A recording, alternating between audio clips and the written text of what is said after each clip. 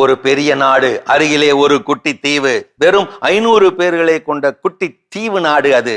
அந்த தீவு முழுக்க அடாவடி கொள்ளையர்கள், அசாத்திய கொள்ளையர்கள், கடல் கொள்ளையர்கள், கொடூர கொள்ளையர்கள். அவர்களை அழிக்க நினைத்தது பக்கத்தில் இருந்த பெரிய நாடு. பலமான 500 வீரர்களை கப்பலில் அனுப்பியது. 5 நாள் போராட்டம். அனைவரும் கை கால் உடைந்து போய் திரும்பி வந்தார்கள். போராடிவிட்டு கோலாகலமாய் தோற்று போய் திரும்பி வந்தார்கள். எதிரிகளின் பலம் அப்படி பின்னி எடுத்து விட்டார்கள். அடுத்த மாதம் 1000 வீரர்களை கப்பலில் அனுப்பினார்கள். அவர்களின் கைகால்களையும் உடைத்து திருப்பி அனுப்பிவிட்டார்கள். கொடூரமான தோல்வியோடு அவர்களும் திரும்பி வந்தார்கள். அதற்கு அடுத்த மாதம் 2000 பேரை அனுப்பி வைக்க அவர்களும் அதேபோல் பெருந்தோல்வியோடு திருப்பி அனுப்பப்பட கோபமானான் பெருநாட்டு மன்னன். இந்த முறை 5000 பேரை அனுப்பினான். 500 பேர் கொண்ட குட்டி தீவினர் அதேபோல் 5000 பேரையும் கை கால்களை உடைத்து திருப்பி அனுப்பிவிட தொடர் தோல்விகளை கண்டு துவண்டு போனார் மன்னன். என்ன செய்யலாம்?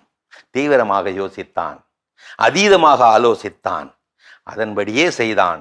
இந்த முறை தனது படையில் 500 பேரை மட்டும் அனுப்பி வைத்தான். அங்கேயும் 500 பேர், இங்கேயும் 500 பேர் சென்றார்கள், போராடினார்கள், வென்றார்கள். வெற்றி வாகை சூடி திரும்பி வந்தார்கள் அந்த 500 பேரும். என்ன ஆச்சரியம்!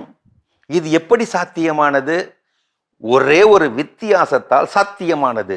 இந்த முறை 500 பேரை ஏற்றி சென்ற இவர்களது கப்பல் அவர்களை இறக்கி விட்டு திரும்பி வந்து விட்டது. அவ்வளவுதான். எது வெல்ல வைத்தது? இந்த தீவிலிருந்து திரும்பி செல்ல முடியாது. உயிருடன் வாழ வேண்டும் என்றால் தீவை கைப்பற்றியே ஆக வேண்டும், எதிரிகளை ஒழித்தே ஆக வேண்டும் என்கின்ற நெருக்கடியால் வெல்ல முடிந்தது. நெருக்கடியே சவுக்கடி தரும், நெருக்கி அடிக்கும். வாழ்வில் நெருக்கடியா? நெருங்கி அடி. நெருக்கடிகளே திறன் வெளிப்பாட்டின் தூண்டு காரணிகள்.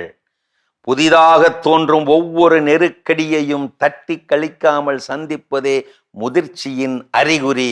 இது பிரிட்ஸ் குன்ஹேல்.